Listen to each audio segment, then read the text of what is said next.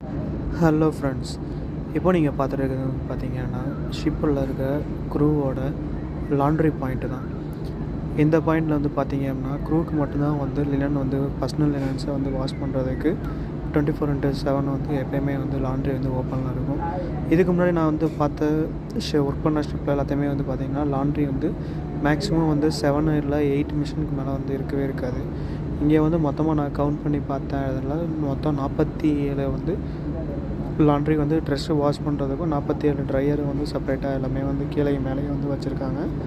பார்க்குறதுக்கே ரொம்ப அழகாகவும் ரொம்ப எல்லாமே வந்து பார்த்திங்கன்னா எல்லாமே ஒர்க்கிங் கண்டிஷனில் எல்லாமே இருந்தது. பழைய ஷிப்லலாம் வந்து பார்த்திங்க அப்படின்னா 2 மணி நேரத்துக்கு மேலேயே ஆகும். கிட்டத்தட்ட ஒரு ஆஃப் டே வரைக்குமே வந்து பார்த்திங்கன்னா லாண்ட்ரியில் நாங்கள் வெயிட் பண்ணி எல்லாமே வந்து பார்த்தோன்னா வாஷ் பண்ணியிருக்கோம். ஆனால் இந்த டைம் வந்து பார்த்திங்க அப்படின்னா இந்த ஷிப்பில் வந்து பார்த்திங்க அப்படின்னா ஜஸ்ட்டு 2 ஹவர்ஸ் தான் மொத்தமாகவே ட்ரெஸ் எல்லாமே வாஷ் பண்ணிவிட்டு கேபினுக்கு எடுத்துகிட்டு போயிட்டேன்.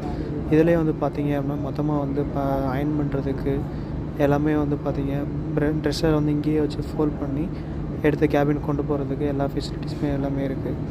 இங்கே வந்து பார்த்திங்க அப்படின்னா ரொம்ப வந்து இடைஞ்சலாக இருக்கக்கூடாதுங்கிறதுக்காக வந்து 2 பார்ட்டாக வந்து பிரித்து வச்சுருக்காங்க.